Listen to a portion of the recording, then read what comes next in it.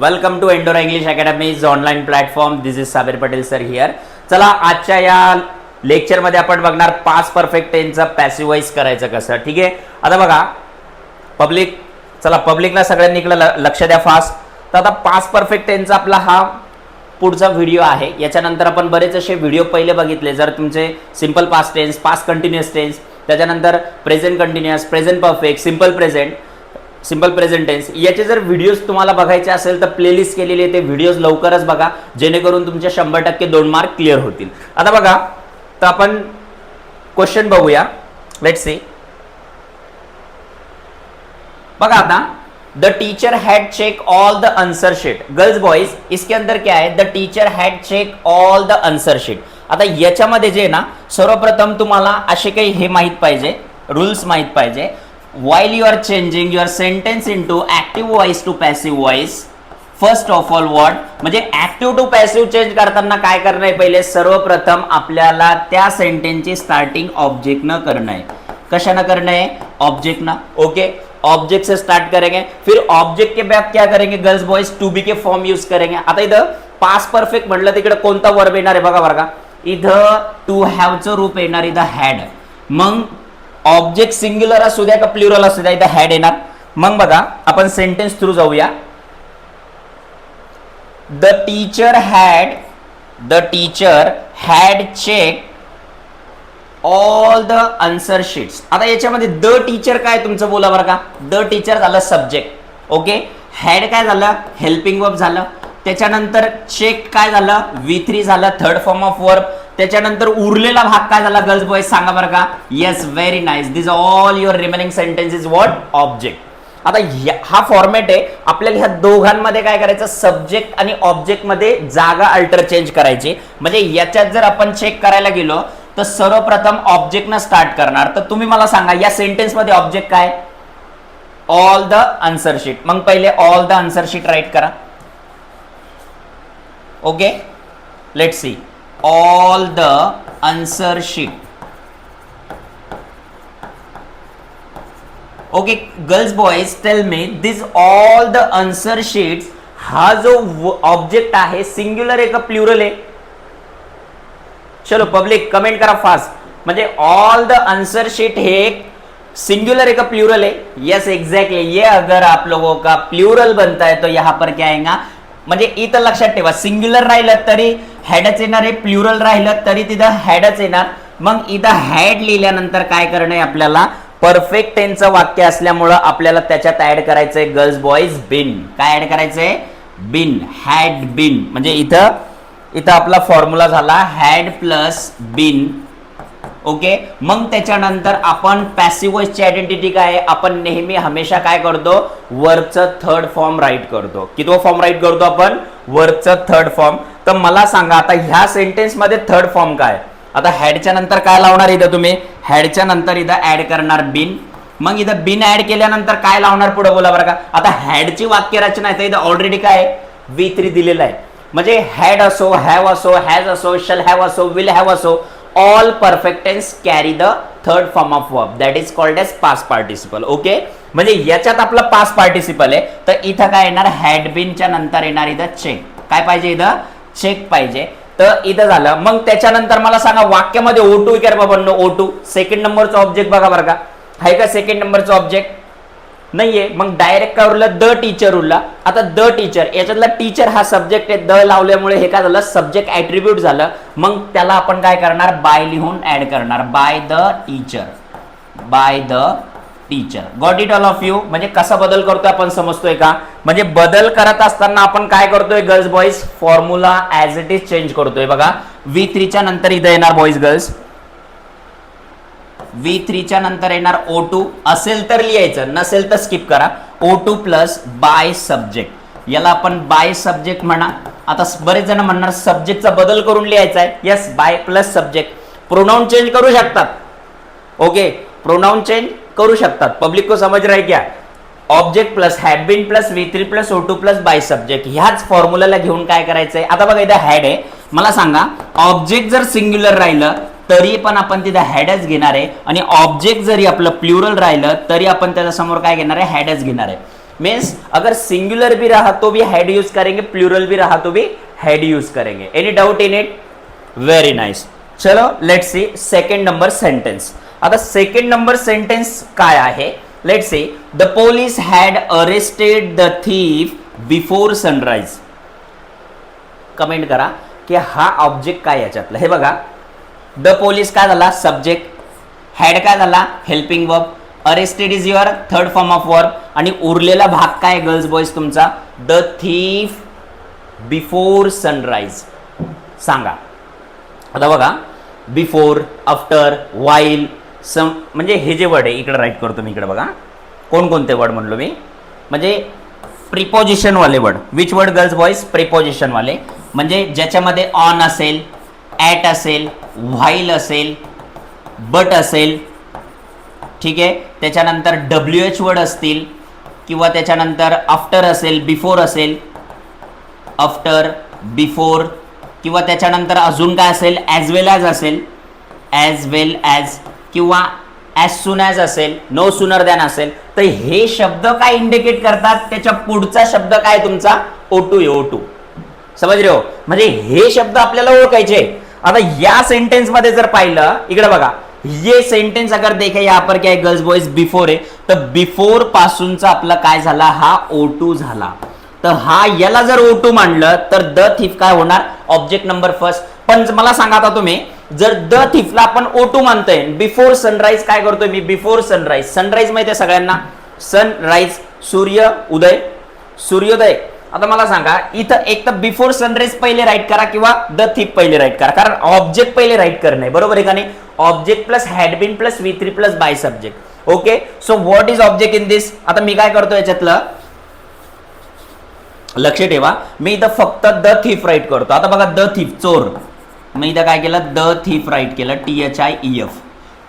Thief हा singular आहे का प्लुरल आहे? सांगा बरं का गर्ल्स बॉयज. म्हणजे थीफ तुम्हाला काय जाणवतंय? सिंग्युलर और प्लुरल? थीफ, थ्यूज, म्हणजे थीफ काय झालं आपलं? सिंग्युलर झालं. पण एक गोष्ट, सिंग्युलर असलं तरी हॅड बीन, प्लुरल असलं तरी हॅड बीन. मग इथं येणार हॅड बीन. ओके, इथपर्यंत कोणाला अडचण असेल तर कमेंट करा, सांगा बरं का. मग इथं त्याला हॅड बीन झालं. मला सांगा आता इथं, म्हणजे द थीफ हॅड बीन, मग त्याच्यानंतर काय यायला पाहिजे रे बाबांनो? पॅसिव्ह वॉइसची आयडेंटिटी काय? सांगा बरं का. V3 येतं, V3. मग इथं V3 काय बघा बरं का, इथं V3 आहे अरेस्ट, तर इथं काय यायला पाहिजे? अरेस्टेड. ओके, इथपर्यंत अडचण कोणाला?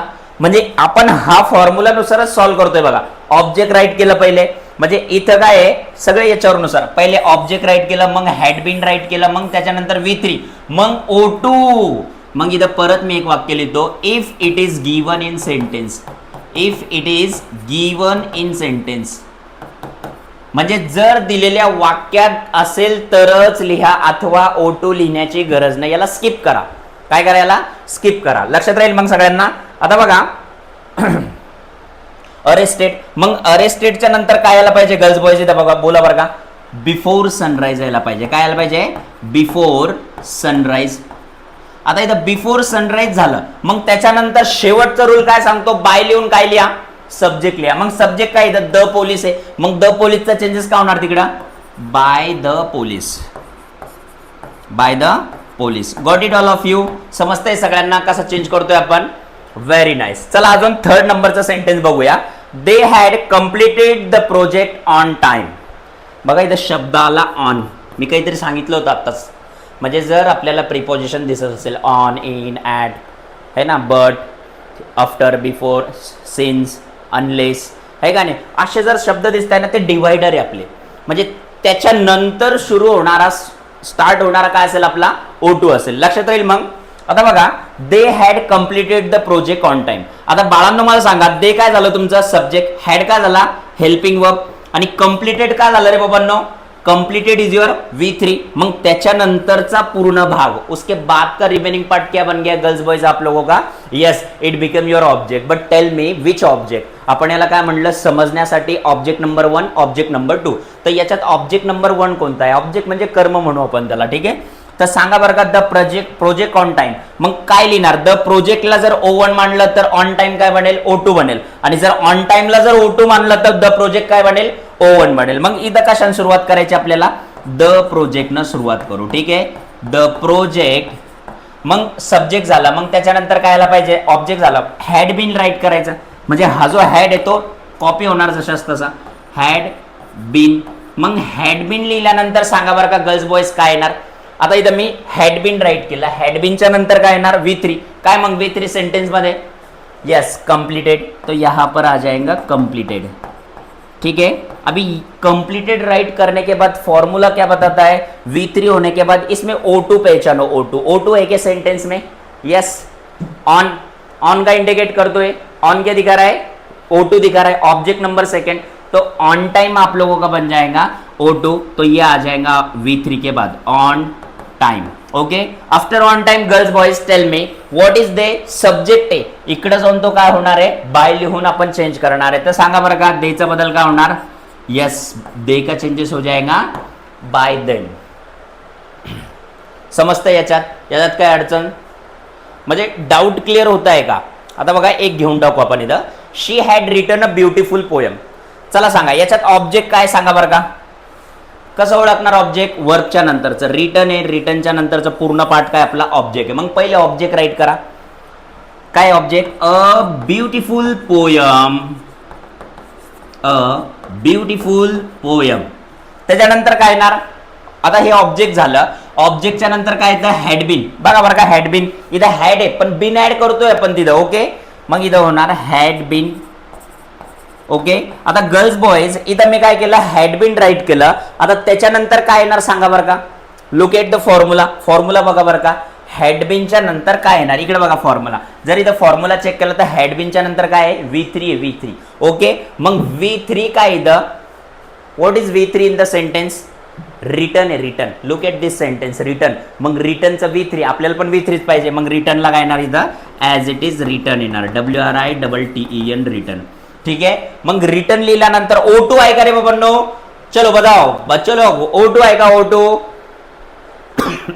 O2 नाही ना, बघा ना इकडं ऑन, इन हे आहे का बघा बरं का, इकडचे वर्ड बघा, मी इथं जे वर्ड राईट करून दिले बघा, on, at, while, but, WH word आहे का, WH वर्ड कोणतं पण, आफ्टर, बिफोर, ॲज वेल ॲज, सिन्स, अनलेस, म्हणजे भरपूर असे वर्ड.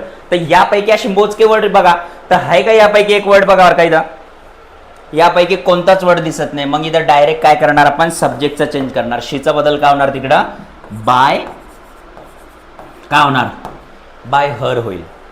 यस क्या होगा changes, bye her. Got it all of you, कोई प्रॉब्लेम है इसमें फिर. आता बघा the mechanic had repair the car, आता याच्यात तुम्ही चेंजेस करा.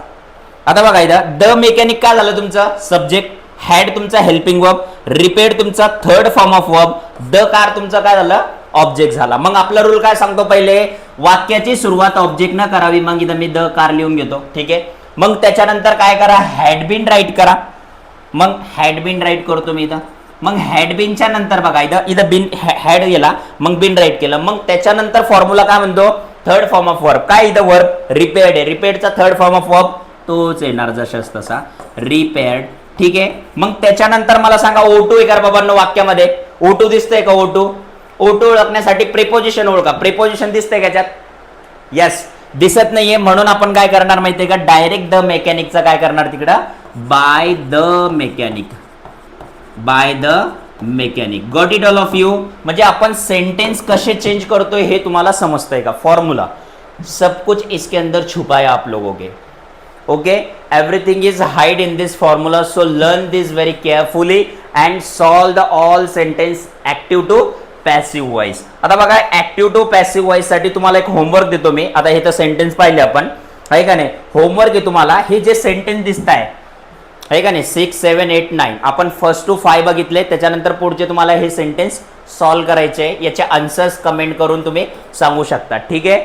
असेच नवनवीन व्हिडिओ बघण्यासाठी ऍक्टिव्ह टू पॅसिव्ह वॉइस म्हणजे जेवढे काही कोर ग्रामर आहे 100% क्वेश्चन येणारे एक्झाममध्ये, बोर्ड एक्झाममध्ये, SSC बोर्ड असू द्या, स्टेट बोर्ड इंग्लिश मीडियम असू द्या, किंवा CBSE बोर्ड असू द्या, किंवा ICSE बोर्ड असू द्या, किंवा NIOC असू द्या, म्हणजे कोणताही बोर्ड एग्जाम रहने दो, वो हर बोर्ड एग्जाम को ये टॉपिक कंपलसरी आपको पूछा जाएगा 2 मार्क के लिए. सो गर्ल्स बॉयज चेंज दिस और share this video all in Maharashtra. ठीक आहे, म्हणजे महाराष्ट्रामधल्या तमाम विद्यार्थ्यांपर्यंत हा व्हिडिओ पोहोचवा.